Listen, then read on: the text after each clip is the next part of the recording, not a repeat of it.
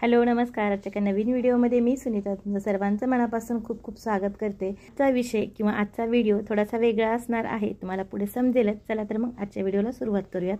तर प्रिया या ठिकाणी पहिल्यांदा नीटची एक्झाम देत होती, तर ती या गोष्टी सगळ्या काही फर्स्ट टाइमच करत होती। घरापासून लांब पण पहिल्यांदाच राहिलेली होती आणि लहानपणापासून आपण जवळ ठेवतो, सगळं काही त्यांचे लाड पुरवतो, जे आवडतं हवं नको सगळं काही करतो। पण आता ती या परीक्षेसाठी म्हणजे नीट परीक्षेसाठी पहिल्यांदा घरापासून लांब राहिलेली आहे, हॉस्टेलमध्ये। आणि आपल्या आवडी निवडी सगळ्या काही बाजूला ठेवून फक्त आपलं स्वप्न पूर्ण करण्यासाठी आणि आपल्याला जे पाहिजे किंवा जे आवडतं ते करिअर निवडण्यासाठी जी परीक्षा द्यावी लागते नीटची, त्याच्यासाठी तिची 10वी लॉकडाऊन होतं ना कोरोनाचं, तेव्हा झालेली आहे। त्याच्यामुळे ऐन वेळेला त्यांची एक्झाम कॅन्सल झालेली आणि मग 10वी झाल्यानंतर तिचं मुंबईमध्ये रुईया कॉलेजला 11वी घेतली आणि 11वी ऑनलाईनच झाली। त्याच्यामुळे आम्ही क्लासेस लावलेले होते तिला लातूरला ऑनलाईनच। तर नंतर 12वीला गेल्यानंतर सगळं काही ऑफलाईन सुरू झालं मुंबईचं लातूरचं, आणि ऑफलाईन सुरू झाल्यानंतर मुंबईचे कॉलेज हे रेग्युलर करावे लागत होते आणि तिचे क्लासेस होते लातूरला। आता ते क्लासेस इतके आवडले होते ना की ते बंद पण करायचे नव्हते आणि मुंबईमधले नको म्हणायचे, जे आहेत ना तेच खूप छान आहेत। आणि मग तिची इच्छा होती की मी हॉस्टेलला राहते आणि छान अभ्यास करते, असं पण मी एकदाही राहिलेली नाही आहे, मला पण थोडंसं अनुभव मिळेल किंवा बाहेर राहण्याचं, तुमच्यापासून सगळं काही स्वतः करण्याचं, असं म्हणजे आपण कसं घरी आईवडिलांवरतीच डिपेंड राहतो ना सगळ्या गोष्टीसाठी। तर थोडंसं मी पण माझं सगळं काही करायला शिकेन, मग अभ्यास असो सगळं काही नियोजन असो, आणि थोडंफार तरी त्यांना माहिती पण पाहिजे। त्याच्यामुळे तिनं म्हटली की मी हॉस्टेलला राहते आणि खूप छान अभ्यास करते, बिनधास्त मला तुम्ही हॉस्टेलला ठेवा। मग त्याच्यामुळे तिची पण इच्छा होती आणि म्हणतात ना कधी कधी वेळेनुसार आणि गरजेनुसार आपल्याला तो निर्णय घ्यावा पण लागतो। आणि मुलांना सगळ्या गोष्टी आपण स्वतः करून देण्यापेक्षा त्यांना पण त्यांचं स्वतः माहिती होणं किंवा इतरही सगळ्या गोष्टींची जाणीव झाली पाहिजे। आणि थोडंसं लांब राहिल्यानंतर माहिती होतं, मग आम्ही तिला हॉस्टेल बघितलं लातूरला। मुलींच्या हॉस्टेलमध्ये तिला ठेवणं, खरं तर हा निर्णय घेणं एवढं सोपं नव्हतं। मनावरती आपण दगड ठेवून म्हणतो ना, निर्णय कधी कधी घ्यावे लागतात, कारण मुलांच्या भविष्यासाठी पहिल्यांदा ते हॉस्टेलला राहणार घरापासून लांब। आपण आई तर इतकं इमोशनल असतो ना की प्रत्येक गोष्टीमध्ये आपल्याला मुलांची आठवण येते। सकाळी दूध जरी केलं तरी तिच्या नावाचं आपोआप व्हायचं, कोणती भाजी आवडीची केली की तिची आठवण यायची, साधं इडली केली तरी तिची आठवण यायची। आणि मग असं वाटायचं की कधी कधी नको तिच्या आवडीचं करायला। आपल्याला जर मुलगी असेल ना तर आपण मुलीमध्ये स्वतःला पाहतो, तिला मोठं होताना तिचं स्वप्न पूर्ण होत असताना। आणि तिनं गेल्यानंतर मला इतकं एकटं वाटायचं ना, तिची खूप आठवण यायची, असं वाटायचं की माझ्या जवळचं काहीतरी हरवलं। व्हिडिओ बनवताना, कोणती पण रेसिपी बनवताना तिची इतकी आठवण यायची ना की मी मध्ये व्हिडिओज बनवायचं बंद केलं। हे पण त्याच्या मागचं एक कारण होतं, तर सवय झालेली आहे पण नवीन आम्हाला खूप जड गेलं तिच्याशिवाय राहणं किंवा प्रत्येक गोष्ट तिच्याशिवाय करणं। मी गेल्यानंतर भेटायला तिला आवडती तशी खिचडी होती ना ती खाल्ली आणि तिला खूप छान लागली, कारण घरची चव ती घरची असते।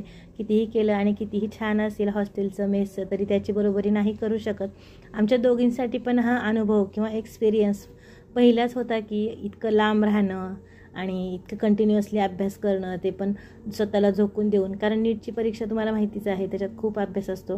त्यासोबतच तिची 12वी पण होती आणि 12वीचा पण अभ्यास करणं, नीटचा पण अभ्यास करणं, आणि सगळं काही स्वतः सकाळी उठण्यापासून ते सगळं काही आवरण्यापर्यंत, कपडे धुण्यापर्यंत।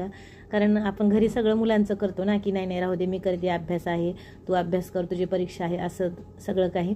पण आता बाहेर राहिल्यानंतर कमीत कमी जेवण जरी मेसचं असेल तरी कपडे तरी स्वतः धुवावेच लागतात आणि सगळ्या काही गोष्टी मॅनेज कराव्याच लागतात। तर तिनंही तसं केलं, आजारी असल्यानंतर असो किंवा कधीही इमर्जन्सी काहीही असो।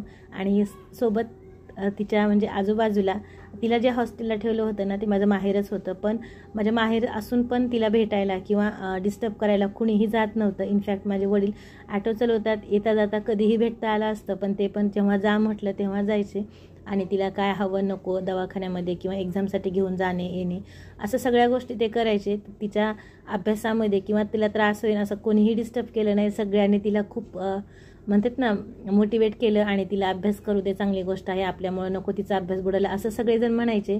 एक माझ्यापासून लांब असली, मी मुंबईला आणि ती लातूरला, माझ्यापासून लांब असली तरी पण ना तिच्या आजूबाजूला बरीचशी माणसं होती, जरी तिला भेटत नसली एक कॉल केला तरी पटकन जाणारी आणि हाकेला धावून येणारी अशी। तिचे मामा होते, आजोबा होते, मावशा होत्या, झालं तर काका होते, सगळे होते, फक्त आजूबाजूला होते। आणि या हॉस्टेलमध्ये फक्त ती एकटी होती।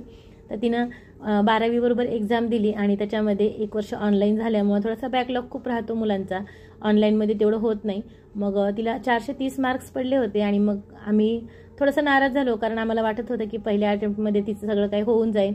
तिनं हुशार होती, तिला सायन्स विषय आवडत पण होता आणि आतापर्यंत म्हणजे 1लीपासून ते 10वीपर्यंत तिला खूप छान मार्क्स मिळायचे. त्याच्यामुळे आम्हाला काय वाटलं ना की तिचं पहिल्या अटेम्प्टमध्येच नीट क्लिअर होऊन जाईल आणि मस्तपैकी फ्रेशमध्ये MBBSला ॲडमिशन होऊन जाईल. त्याच्यामुळे आम्ही म्हणजे तिने पण खूप उत्साहाने केली होती, पण दरवेळेस आपल्या हातात यश मिळेलच असं नाही. मग तिचे मार्क 430 पडले होते आणि गव्हर्नमेंट कॉलेजला लागण्यासाठी 600च्या पुढे मार्क्स पाहिजेत हे आम्हाला तेव्हा माहिती झालं. आणि मग ठीक आहे म्हटली.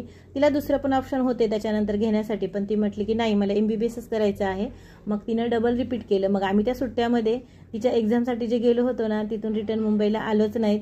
जवळपास 20 दिवसमध्ये सुट्ट्या होत्या आणि लगेच दुसरं रिपीटचे क्लासेस सुरू होणार होते. तर आम्ही तिथेच राहिलो आणि डबल नीटची जे स्कॉलरशिप एक्झाम असते ना ती दिली आणि त्याच्यानंतर तिला त्याच हॉस्टेलला ठेवलं. आणि सगळं काही तिचं रुटीन झाल्यानंतर तिला हॉस्टेलला सोडून मी रिटर्न मुंबईला आले. तर असा सगळा प्रवास होता. तिला वाटायचं की सगळ्या माझ्या मैत्रिणी मस्त सुट्ट्यामध्ये फिरायला गेलेल्या आहेत आणि मी इथंच बसले. पण म्हणतात ना, काहीतरी चांगलं करण्यासाठी थोडेसे हार्ड डिसिजन घ्यावे लागतात.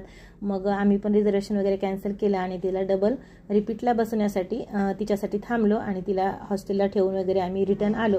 आणि मग तिनं त्या वर्षभरामध्ये तिला झालेला दुःख किंवा झालेला त्रास किंवा तिला किती मेहनत घ्यावी लागेल ह्याचा आलेला अंदाज, त्याच्यामुळे तिने पुढच्या वर्षी खूप छान मार्क घेतले. अगदी 430 पासून ते नेक्स्ट इयर तिनं 622 मार्क्स घेतले.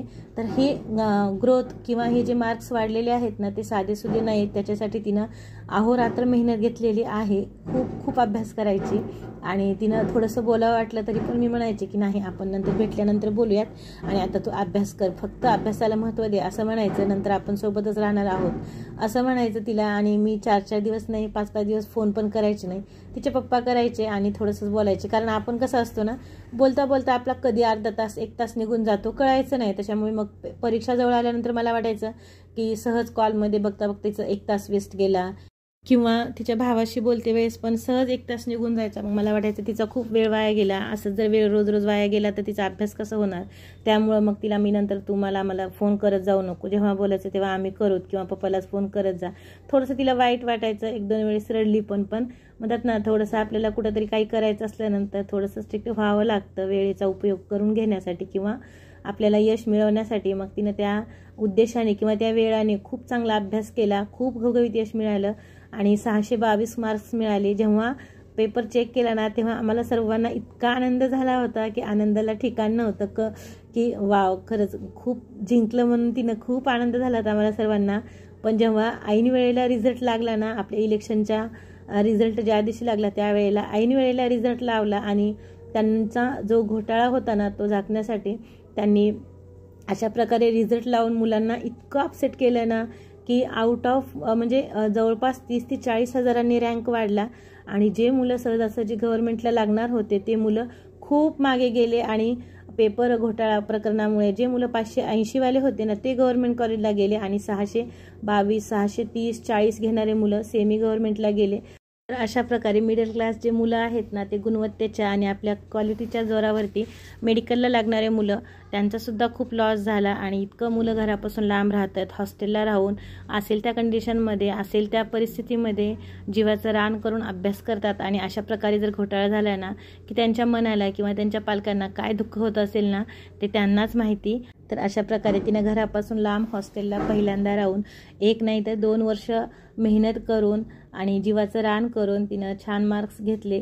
ठीक आहे, गव्हर्नमेंटला नाही तर नाही सेमी गव्हर्नमेंटला तरी नंबर लागला आणि तिचं MBBS डॉक्टर होण्याचं स्वप्न पूर्ण होत आहे. आणि ते पूर्ण होत असताना मुलीला किंवा आपल्या आईवडिलांना जो आनंद होतो ना तो शब्दात सांगणं अगदी अशक्य आहे.